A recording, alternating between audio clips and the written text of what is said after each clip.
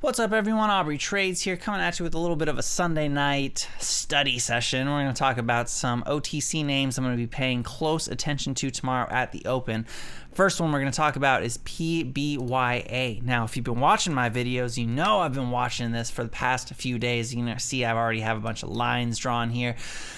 Pretty bullish chart, in my opinion. Now, it does look like we are struggling a little bit since we've had big day, pullback, big day. Wondering if we're going to see a bit of a pullback, although we did hit new highs on Friday, so I'm thinking the odds are pretty high for a bit of a morning spike. We'll zoom in a little bit to this 15-day, 15-minute chart. I see this bit of a run-up, This has recent news going for it. I believe they also went current on their SEC filings, which is always good too. Now, what I want to pay attention to is look how strongly this closed. If we go to the 5-minute candles here, you can see this kind of has this pattern of, it'll close at the highs, it'll gap up a little bit. You get this initial, get a little bit of a dip, spike, dip, right? This is somewhat of the pattern that I like to play on these, right? I generally stay away for those first like 10 minutes or so, and I try to catch the bounce, right? I'm not buying here. I wait for the bounce to set itself, right? When all of a sudden we get back into this support zone, I'm looking to buy around here, and I'm looking to take the bounce for as much as it would have to give. Now, if I was buying here, I'm not gonna lie to you, I'm probably selling here like a weenie baby. But if you had diamond hands, you could probably ride this bounce. But the point being, you do see that dip buy pattern a lot. I mean, you could get it here right at the open. You could catch this later on. A lot of the dip buy trades that I've gone over follow this pattern in other videos. So I'm looking at, closing strong, closing on good volume. I'm thinking maybe we get a gap up and I can make that same sort of play on it. Other ticker we should talk about is Steve. Steve running from dub 54s all the way to 2 cents, 275.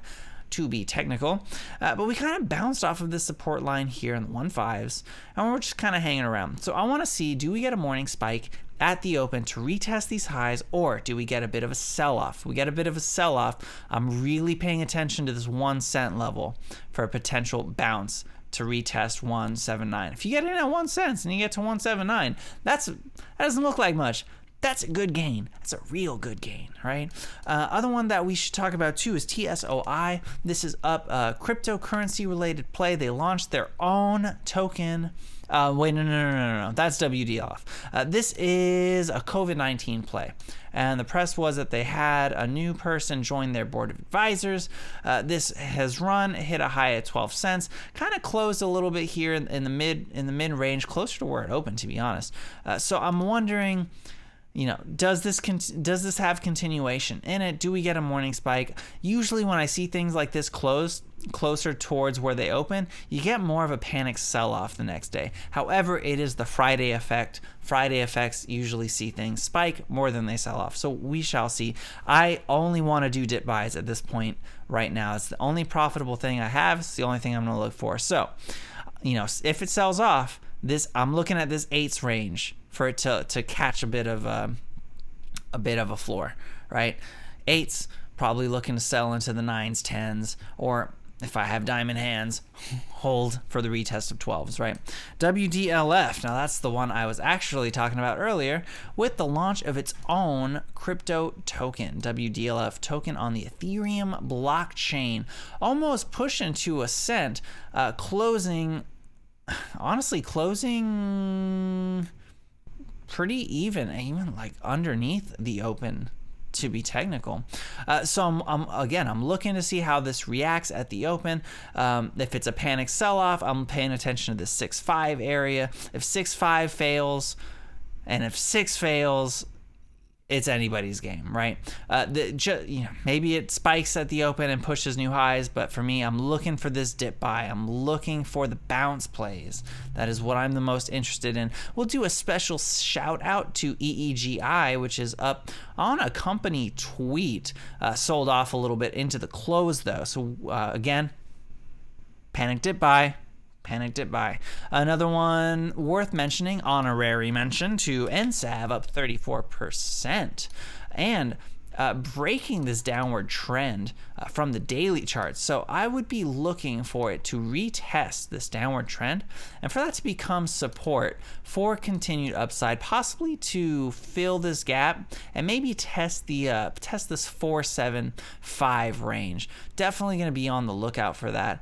The break of the downtrend is pretty clear, and if we can get some good volume to follow, look at this subtly increasing volume. So if we get a lot of volume, a lot of eyeballs on this, I definitely think this is possible. So that's going to be it for me. Thanks so much for watching. If you like this video, leave a comment below. Let me know what you're watching. If you have any good play ideas, I want to hear about it.